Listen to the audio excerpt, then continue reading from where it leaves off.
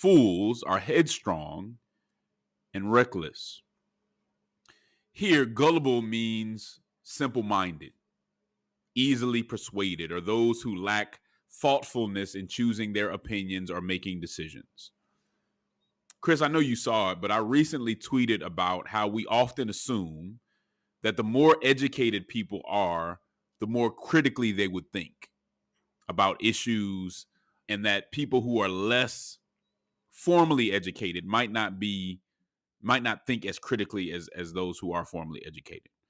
We would assume that folks who are educated would use or apply the broad base of what they've learned to the issues of the day as they form opinions. That the amount of scrutiny they would have when it comes to especially serious issues would be higher. And you may disagree, Chris, but I found that that's not true. I found that to be kind of an elitist conception. I found that you can be formally educated and very simple-minded on one subject or another. The elite or professional class, of which I belong to some extent, don't necessarily think more deeply or more critically about all issues, especially social issues. I don't think we can make that assumption.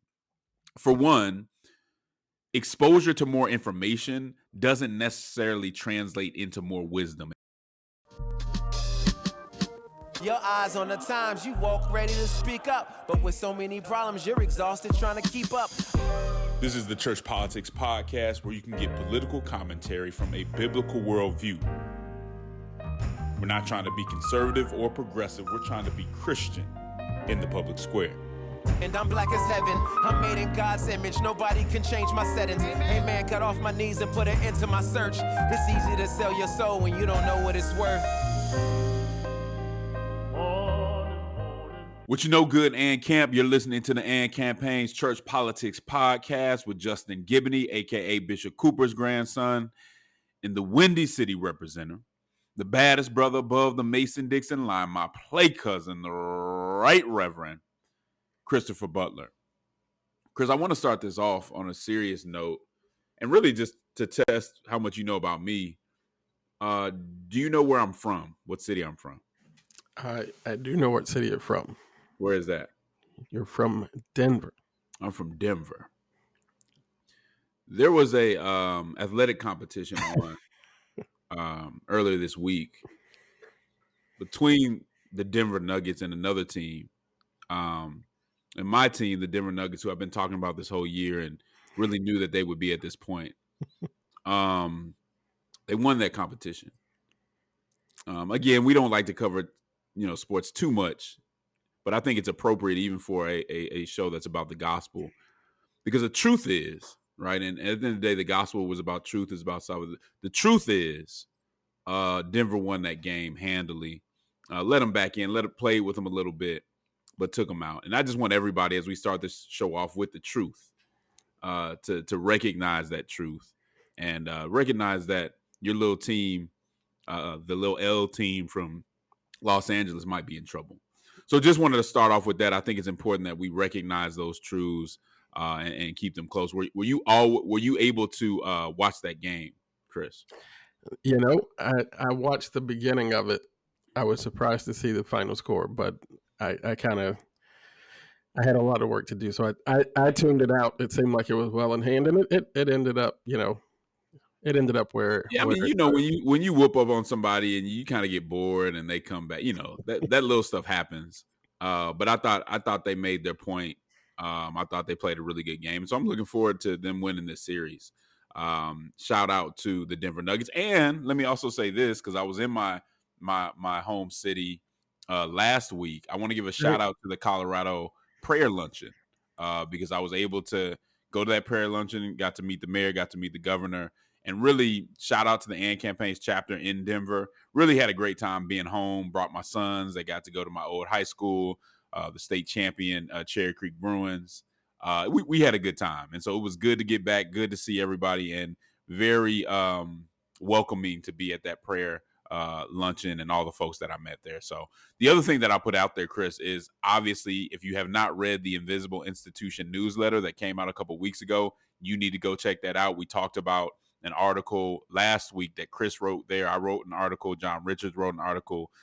This newsletter, especially if you're a faith leader or a pastor, is all about equipping you to be prepared in the public square. So, keep an eye out for that.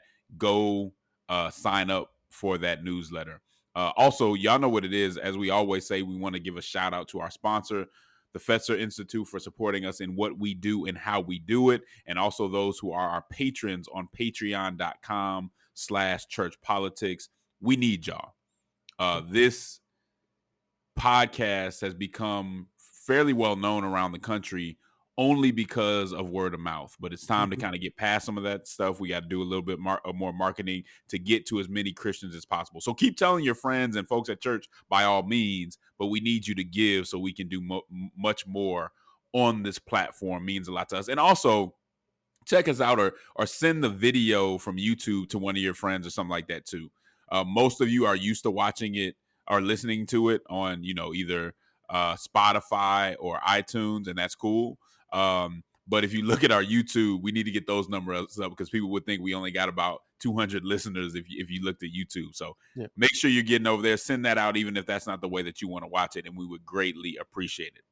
So as always, grab your Bible, get your mind right, and prepare to think, not like a Republican, not like a Democrat, but like a Christian. And let's start off with some scripture. Proverbs 14, verses 15 through 16 says this: "The gullible believe anything they're told. The prudent sift and weigh every word.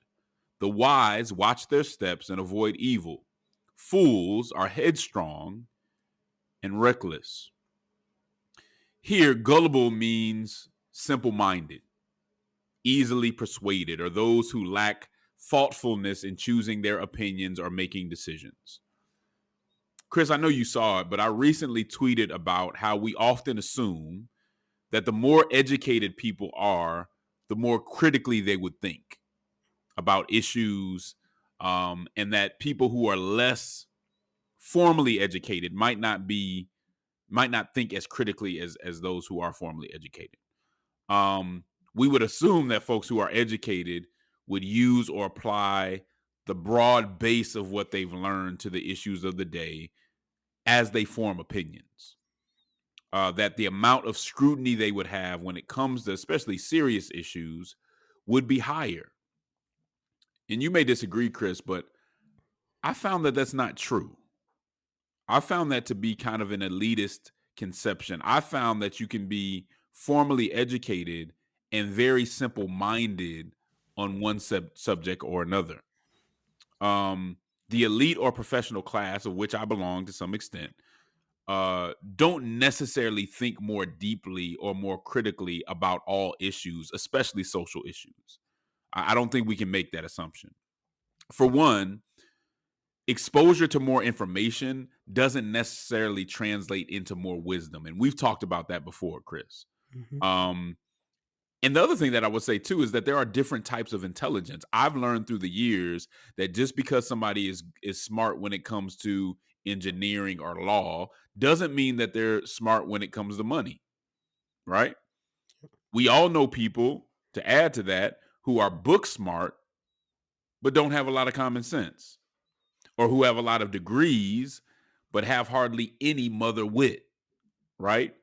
And to be frank, in this day and age, Chris, I'm not sure how much some degrees even reflect a wealth of valuable knowledge. I'm just trying to keep it real. Here's the other thing. The degree to which we're tied to an ideological tribe and are stubborn and prideful, or as the Bible says, headstrong and reckless in holding to certain narratives, also makes us extremely gullible.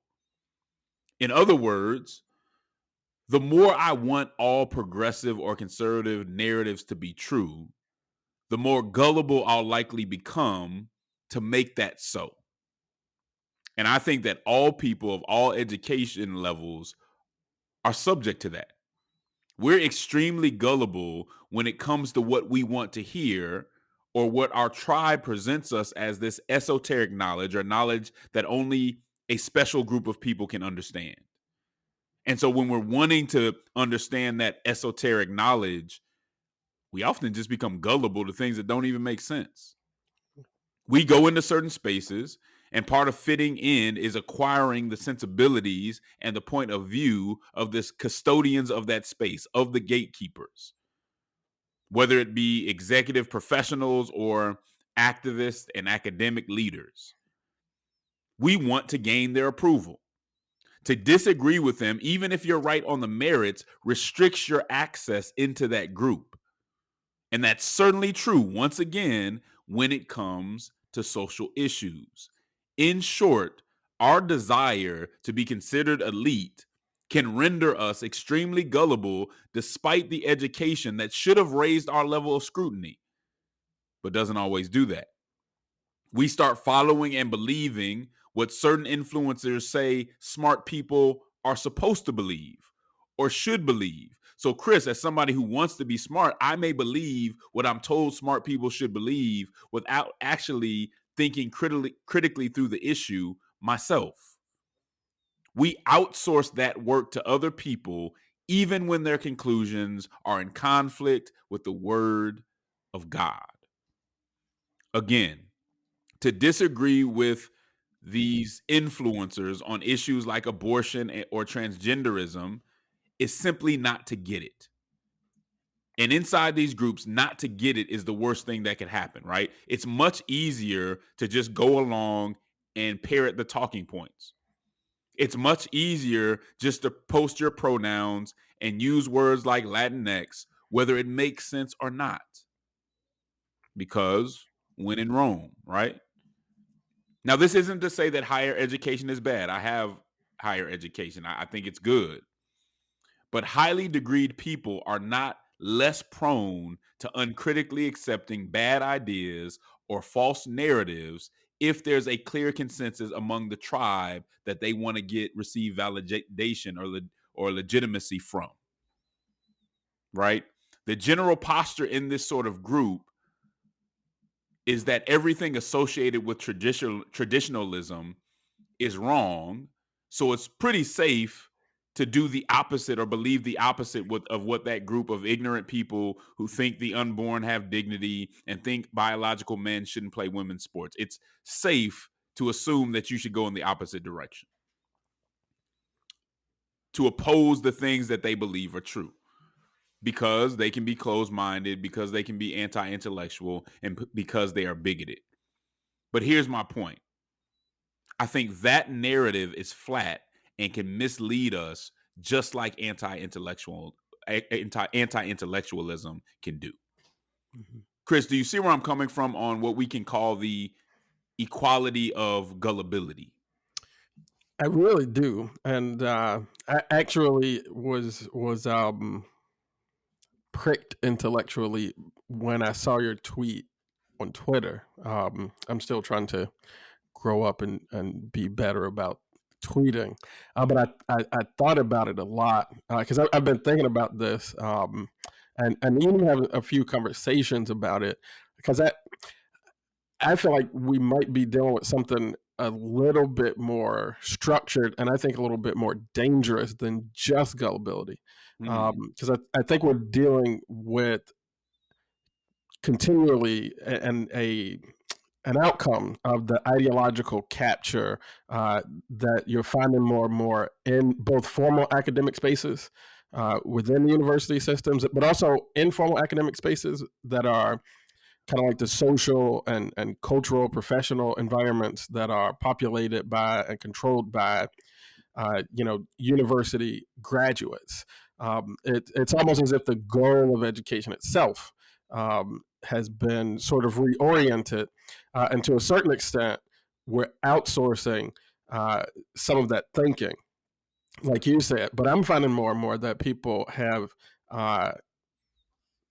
sort of internalized this approach to thinking that I think is very faulty, but I do think is structured. And I'll read this excerpt from a critical theorist, Allison Bailey. She's a professor of philosophy at Illinois State University in my home state. And she articulates in a formal way in a paper the aim of this kind of reorientation. So she says that critical thinking, traditional critical thinking, she says, is concerned primarily with epistemic adequacy. To be critical is to show good judgment and recognizing when arguments are faulty, assertions lack evidence, truth claims appeal to unreliable sources, or concepts are sloppily crafted and applied. But then she says, in critical theory, on the other hand, the critical learner or critical thinker is someone who is empowered and motivated to seek justice and emancipation. Critical pedagogy regards claims not as propositions to be assessed for their truth value, but as expressions of power that function to reinscribe and perpetuate social inequalities. Its mission is identifying and mapping how power shapes our understandings of the world, end quote. So what she's saying is that in today's society, the educated, the learned, the enlightened person is not actually the person of strong logic and sound reasoning, but rather the person who is skilled at deploying claims and ideas and statements like pieces on a chessboard, just to jockey for the most dominant position of power. And so that really distorts things. And I'm not saying that this approach and this sort of orientation of learning is being forwardly and expressly and literally taught in every university, or even in most universities. But I do think that this kind of new approach to critical thinking is being modeled in a lot of academic institutions, modeled and reinforced in a lot of elite spaces in the media, and so where some folks have been like, I do think it started a place of gullibility and just that kind of like social pressure to conform, but I think that more and more people are really internalizing this approach, so that I'm just finding that more people are able to arrive at a considered agreement with complete nonsense, even applying their own analysis, because their own approach to analysis has been restructured in a way that what we think about as critical thinking is not even a legitimate sort of intellectual exercise. It's a completely different exercise. And I think that's much more dangerous for the discourse. Wow, that's heavy. And I think I've read that before, but I hadn't looked at it through this lens. Let me just say this, and I've said this before. Critical thinking is not the enemy of Christianity. Mm-hmm. The word can stand up to your critique. Critical thinking has always been the enemy of brainless tribalism. Yep. And so you will see the last thing you can do, whether it's the progressive tribe or the conservative tribe, is question people internally. That's like, how dare you question us when they're so bad out there? Yeah. And so it's interesting to see somebody in a sort of intellectual manner try to justify not critiquing certain things that we're going to hold to be true, whether they're true or not. Right? It's just interesting for us to see. And the reason that I started thinking about this, and I'll be honest, is actually going to go in my next book, which it'll be a little more detailed, is I was having a conversation with an attorney friend of mine, a group of attorneys who he's a pretty smart dude. And we started talking about transgenderism. And we just started going back and forth. I just wanted to know what he thought, right? It wasn't real contentious. But it was very clear that he knew the talking points. But once we got beneath the talking points, he didn't know anything outside of that. And it was interesting to me because it was implied that people who didn't agree with him, and he was a little further on the left on this issue, were stupid. Like, how do you not understand that gender is on a spectrum and all this other stuff? Like, it's obvious. And I'm, and you say, well, is it obvious? Like, how do you know? Why should that be obvious to everybody? And once you got past that talking point, even with this person who's been an attorney and does an excellent job in his field and who is well-read and things of that nature, there was nothing there after the talking points. Mm-hmm. And so what I'm kind of getting to is that on issues of abortion, on issues of transgenderism, and there's a number of other issues, but those stick out to me.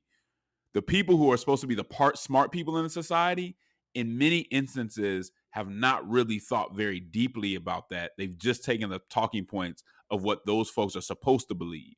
Yeah. And when we believe just what smart people or intellectual people or elite people are supposed to believe, as Christians, we run into trouble.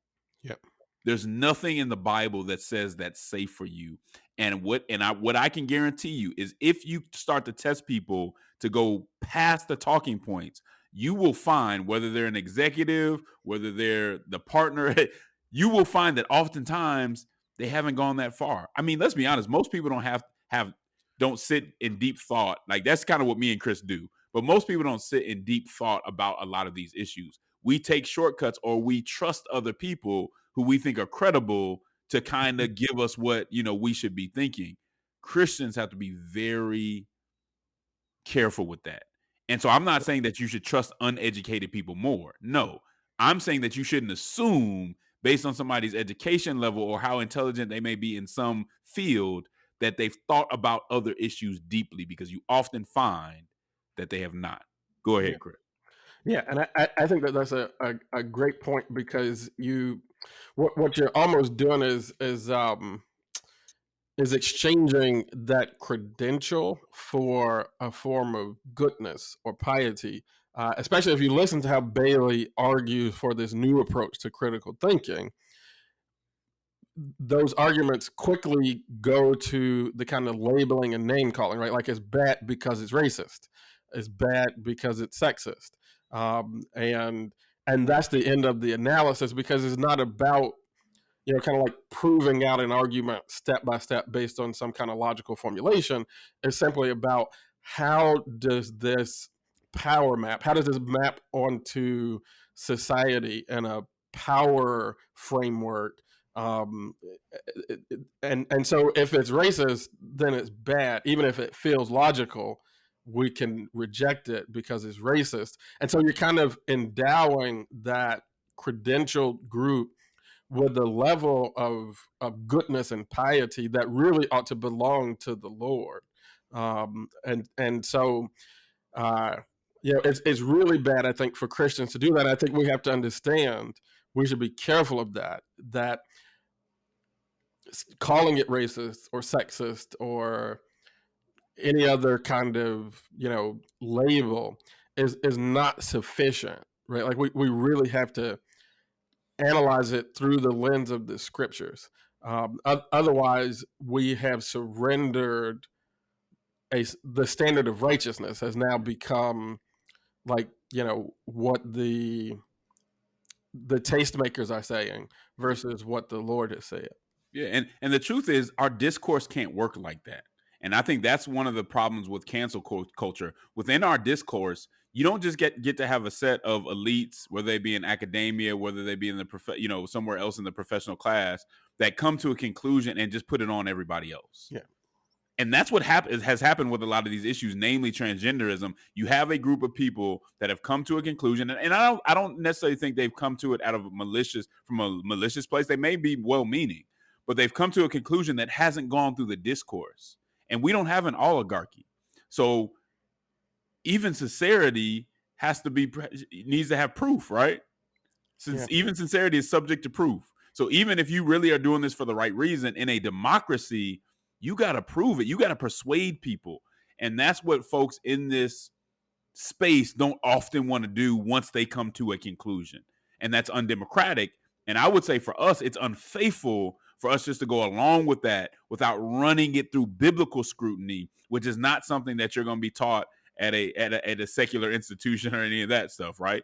We need to be able to do that at all times and not trust well-educated or less educated people just based on their credentials, that we should be following them, especially when it comes to values and these very serious moral issues. Yeah. Yeah. And so, I mean, I think that is a very, very important thing to wrestle with. And it's something that, like I said, I've been thinking a lot about it, because the more that I'm realizing, and just to put it in context, like I'm talking to folks who are, coming out of college and coming out of, sort of graduate schools right now in their like early and mid 20s, and this orientation toward critical analysis is just very different. And so, even, I mean, if you're listening, like, go, like, give $1 on Patreon and, like, send some questions and some thoughts on this, because it's I think what this population of folks, or this group of folks that I'm engaging with, is not quite enough to just tell them to think about it critically, because what they have learned to be critical analysis is just different from what Right. we would call critical analysis, Yeah. and it would lead them to these same nonsense conclusions, 99.9% of the time. And so but it is what they call critical analysis. Yeah. And I found that it's just very dismissive. Like, yeah, of course, the people that don't believe this are stupid, but I can't explain why I believe it. right. Well, if you can't explain why you believe it, then you can't call somebody who disagrees with you stupid, right? Like, you've got to be able to prove Unless your case to say that somebody demand, else. Go ahead. Yeah, no, I was just gonna say, unless the demand for an explanation is in and of itself bad and evil, Right. and Exactly. like the whiteness of philosophy and all that type of stuff. And this is the necessity of cancel culture. When you want to put forth ideas in this way, you have to have cancel culture so that you don't even really have to enter into the discourse about it, right? That you can just say, no, this is the way that it is because I said so, and this is my identity, or whatever the reason that you have, and that's the end of the conversation. Guess what? That's not how democracy works. Our public discourse cannot move forward that way, and that's an unfaithful way because it doesn't respect what other people may have to say, or it doesn't necessarily respect what the word might have to say about these issues. And we really need to think over that. Anything else, Chris?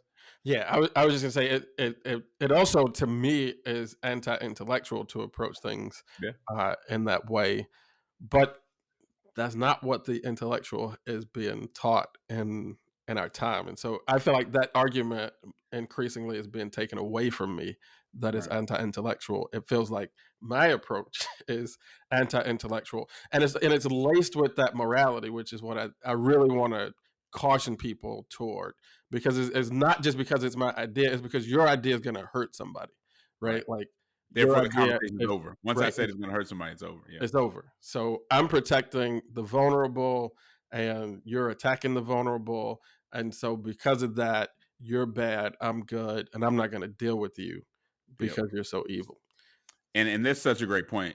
Just remember that the enemy can use our ignorance against us, but he can also use the assumption that we're not ignorant, that we're elite, and that we know more than we think we know, that we know more than we really know, against us too. Yeah. Just had a conversation about the equality of gullibility. I almost said of ignorance. The equality of gullibility.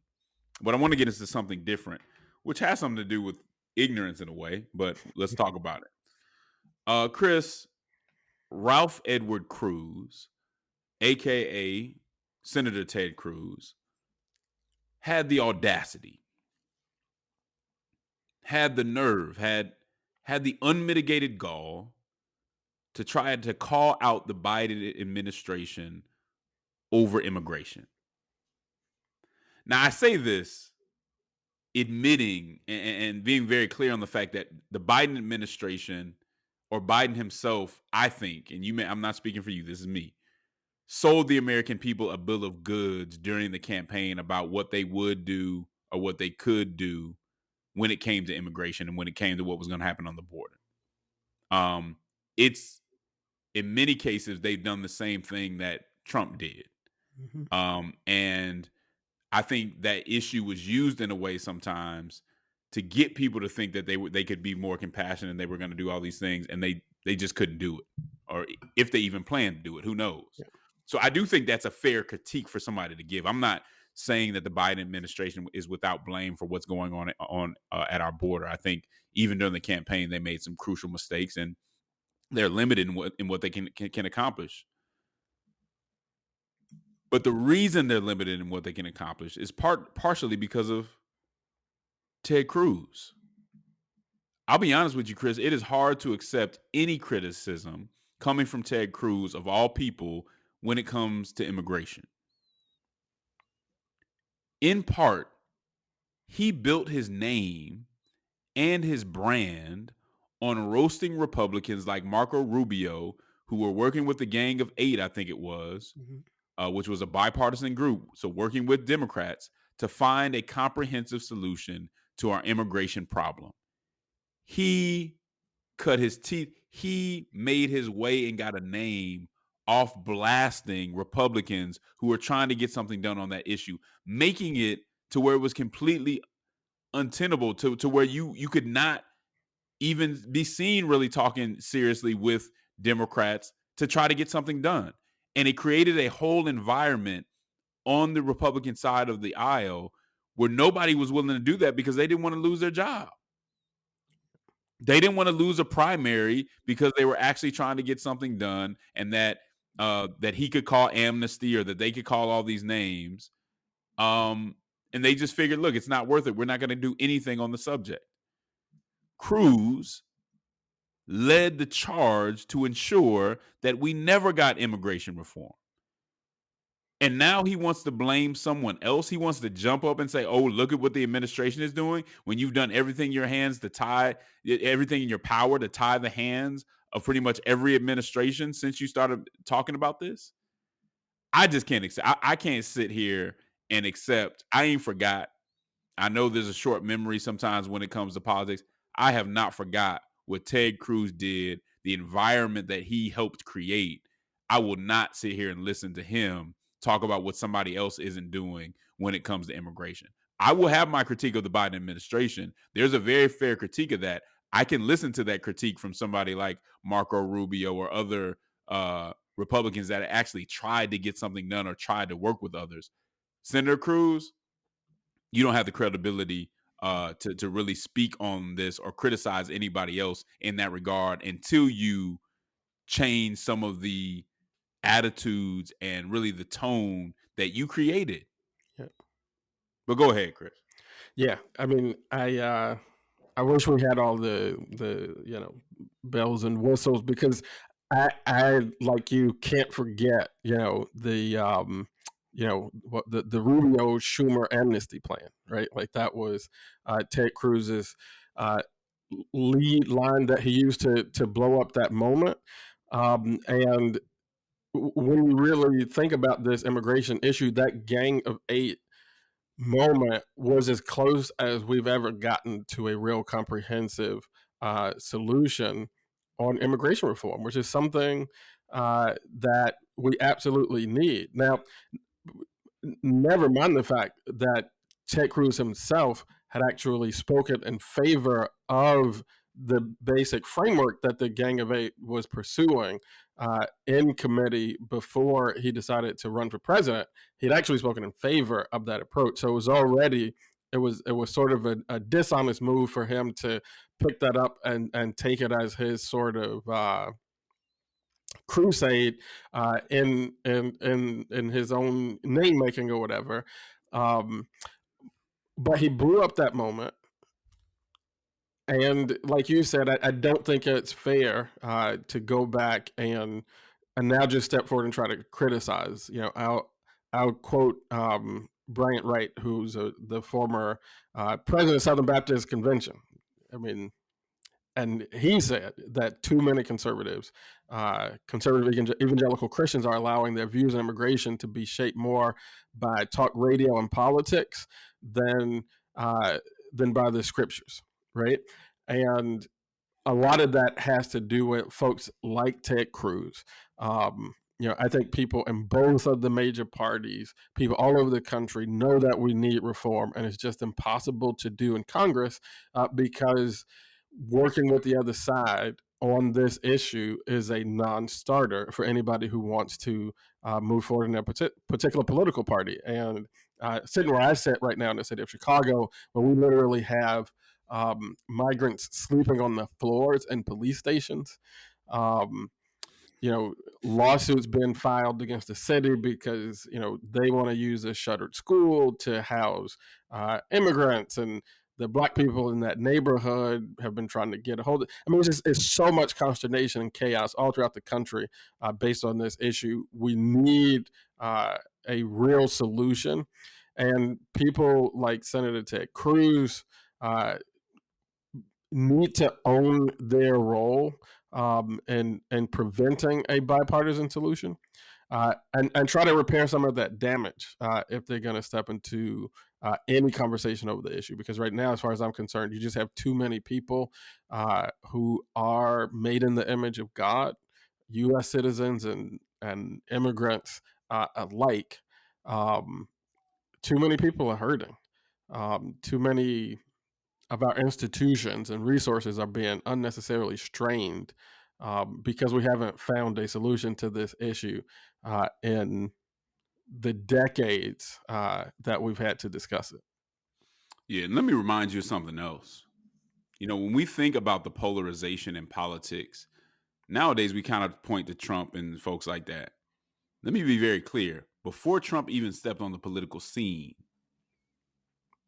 Ted Cruz was doing everything that he could to divide the parties, to divide the nation based on his rhetoric. That started before Trump got there.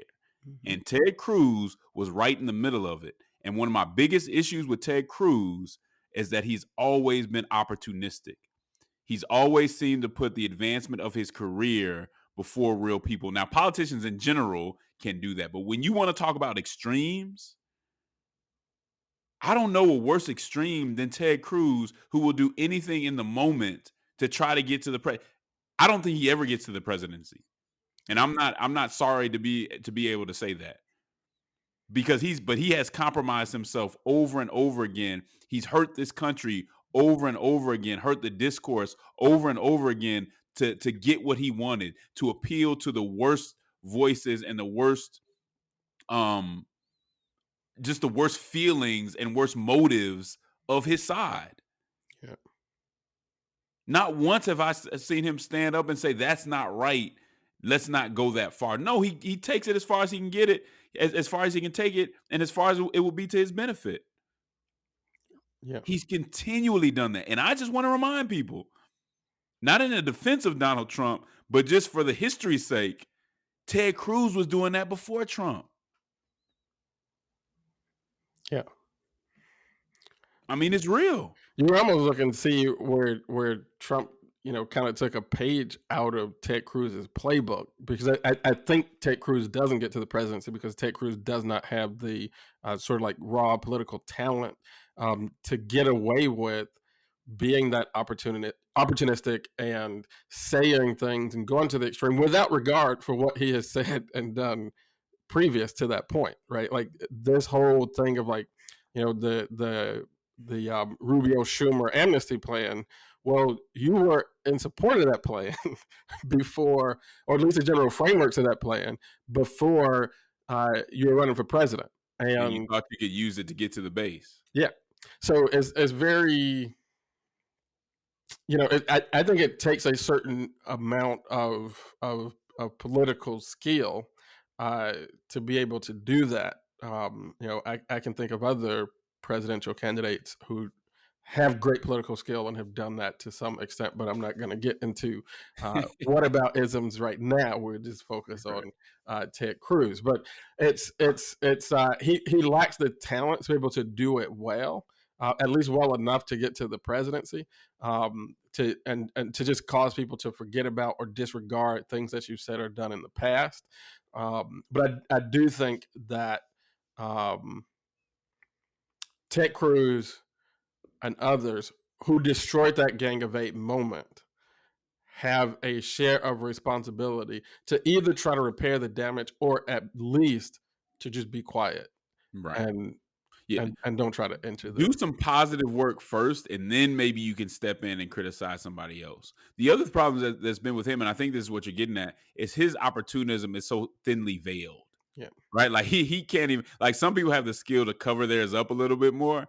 He just does not have that skill. But even without that, I think he's taken it to places and had such a negative impact on our discourse that he can say anything that he wants to say. It's going to be hard for me to honor anything that he has to say, especially on that issue, based on what he's done and until he repairs it. Again, we don't think anybody's irredeemable, but he's dug himself a hole, and he's hurt a lot of people. I mean, people are suffering in part because of his decisions and where he helped move the Republican Party on this issue. No doubt. And it's hurting the country every day in greater fashion. So it's disappointing. That's facts. So this next one we had to add on just because the story kept getting so much bigger. And this is the Durham report. The Durham. Sure. Isn't Durham? There's some name. Some show I watch is Durham. Anyway, guys, the Durham report. The Durham report was released a few days ago, and it's not good for the FBI, in my opinion, Chris. The report is based on an investigation led by Special Counsel John Durham. Durham was commissioned by the Attorney General Bill Barr, that was Attorney General under Donald Trump, to re-examine how government agents investigated the link between Trump and Russia in the 2016 presidential race. So this comes out. It's a 300-page document. I got it to at least read the executive summary. But here's what Jake Tapper, CNN's Jake Tapper, had to say about it. So since folks, you might not take my word for it, here's what Jake Tapper said. He said, regardless, the report is here. It has dropped.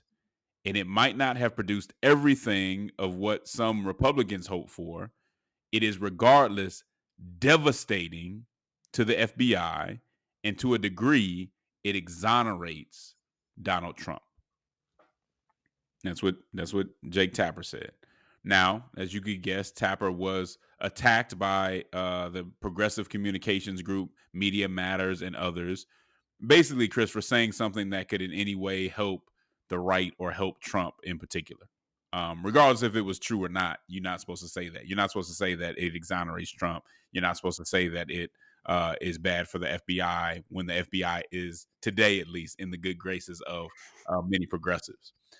Now, what I want you to keep in mind about this whole investigation, Chris, is that at one point, most Democrats treated it as fact that Trump colluded with Russia in significant ways to compromise the 2016 presidential election. Am I wrong about that, Chris? Most Democrats that you talked about it as that was a fact. In fact, I mean, I would bring that into present tense. I mean, there's still a lot. Yeah. And the candidate he was running against talked about it in that way from time to time. I want to be very clear, guys. Y'all knowing this is not a pro-Trump show. I want to be very clear because we will be honest. I don't care who it's on. We're going to be honest on everybody. That was proven untrue. I want you to hear this. On several occasions now, that whole massive collusion to compromise the 2016 election between Trump and Russia has been proven untrue. Yes, I know we had congressional hearings about it on and on again. Yes, I know MSNBC talks about it every day for 3 years. It was untrue.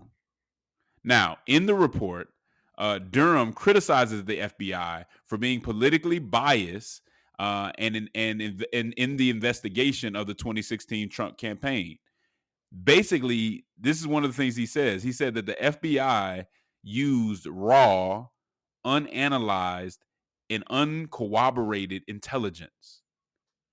It's my understanding, Chris, that some low-level FBI agents said that there was nothing there to investigate, but the higher-ups made them pursue it anyway. This Steele dossier that we're using right now is not real. It has nothing in it, but the FBI, not being biased and being political, said move forward with it anyway. The FBI even warned Clinton's team when foreign actors were trying to influence her campaign, but did not do the same for Trump. Durham said that they lacked objectivity and integrity, ignoring information that exonerated key suspects. So there's key suspects that could have been exonerated, but they chose to ignore the information. Do you know what that's called? It's called injustice. It's called partiality. It's called undemocratic. It's called unpatriotic. They couldn't corroborate or support a single allegation from the Steele dossier. Yet they moved forward with it like it was a legitimate document and took so much time out of the public discourse to talk about something that they could have easily thrown in the trash. Now, whether you supported Clinton or whether you supported Trump or some third party, this is not okay.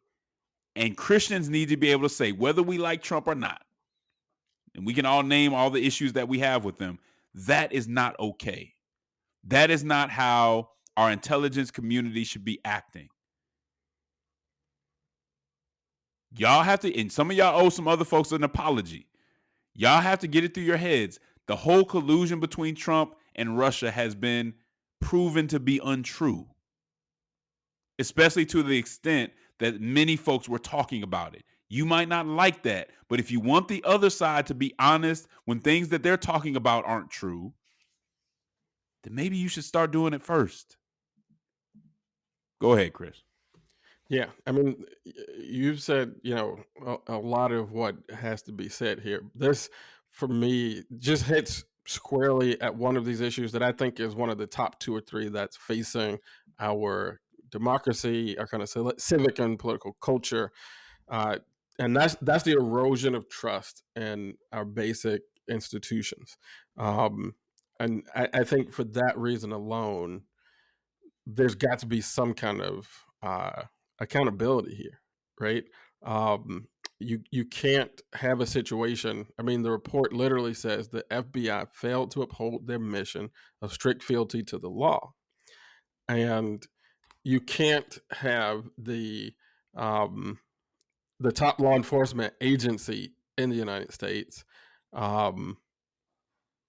compromised in that way, where people don't feel like that law enforcement organization is devoted in a faithful way to the enforcement of the law.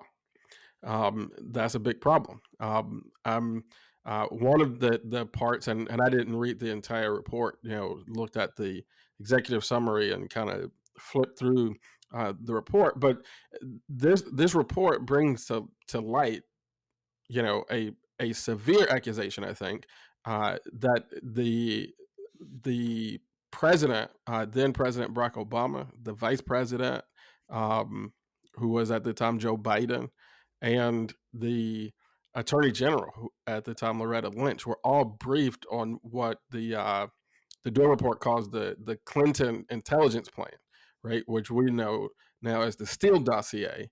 But they were briefed on that while they were president, vice president, and attorney general, briefed on an intelligence plan, a made-up document, a completely contrived document that was going to be circulated with the articulated intent of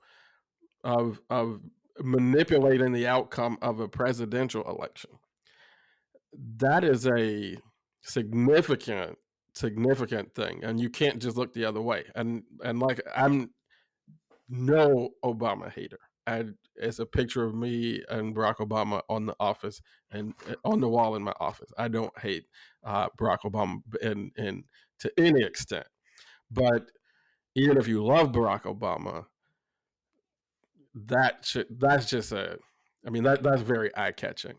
And if that kind of thing has taken place, if the FBI wasted taxpayer funds and much more importantly, in my opinion at least, squandered the public trust pursuing, I'm calling it here a shaky accusation, but I mean, it's the report calls it completely uncorroborated, right?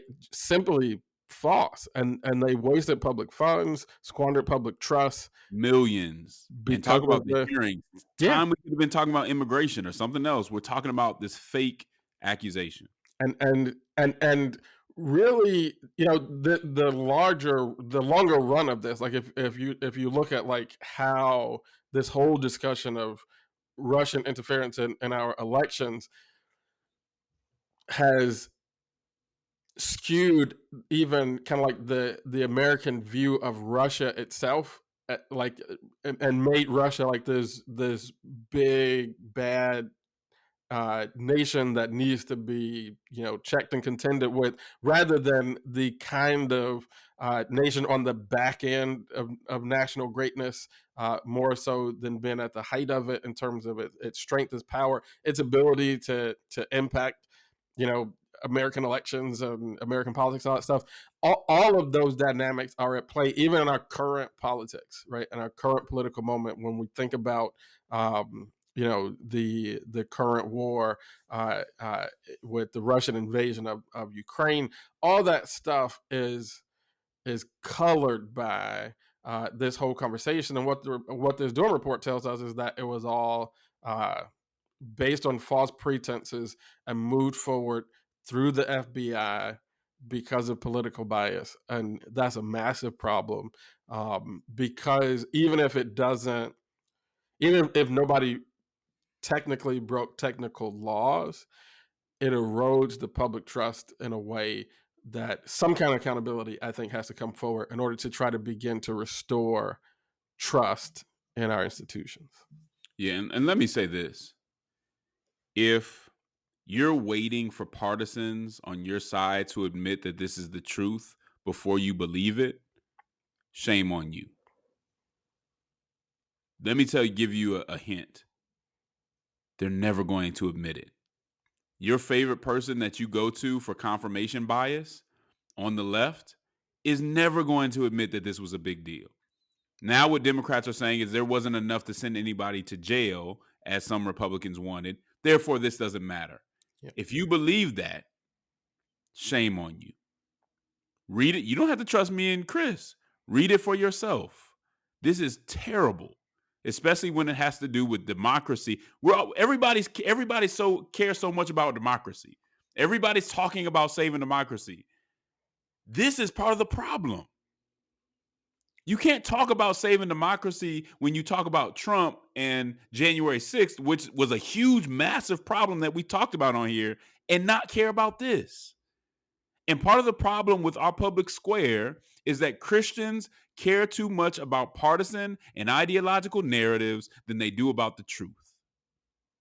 And until we can do different, then we can't expect anybody else, any of this stuff to change. But go ahead, Chris, take us out, man. Yeah, it's I think there needs to be some kind of accountability, and as you said, this report has not resulted in a lot of criminal charges, and law is the law. There may not be criminal charges, but not everything. And the report actually says this, that not everything that is unjust and immoral is also illegal. But for the sake of that basic trust in our institutions, I think there needs to be some kind of accountability for some of the folks involved in this, because we can't continue on this road just where people don't have any kind of trust in the Supreme Court, in the Congress, in the presidency, and law enforcement agencies. When people don't trust these basic institutions of our government, we have gotten into a really, really tough place for our democracy. And so I would just hope that for the sake of the literal democracy system of government and our current way of life, like everybody who is like bought into this idea that, everything is racist and, so we have to have like this radical reorganization of everything. Like, number one, know that I see a lot of racism in a lot of different places. This is not to say there's no racism, but when you talk about like, we're going to like blow up the whole system, blow up the whole government, everything, be real careful about that, because we don't know what comes in its place. And we don't know that it's going to be better. And so I'm still a fan. Maybe I'm in the minority, but I'm still a fan of trying to restore, reform the basic systems that we have. And so every time I see something like this that deeply erodes the level of trust that the general population has in these basic systems of our government, just to know that when the FBI investigates somebody, that there's some there. Not that we're going to ever remove all bias from politics and government. I'm not naive in that way, but this is brash and brazen and needs to be discussed and needs to have some accountability, I think, for the sake of that kind of public trust. I agree, man. Well, that's it for this episode. You know what it is, Ann Camp. There's a cross that neither political conservatism nor progressivism is fit to bear. There's a civic hearing in need of faithful witnesses who love social justice and won't surrender the truth to be loved by the world. Politic with the boldness and compassion of Jesus Christ. Until next time, Ann Camp. Well, I'll let you.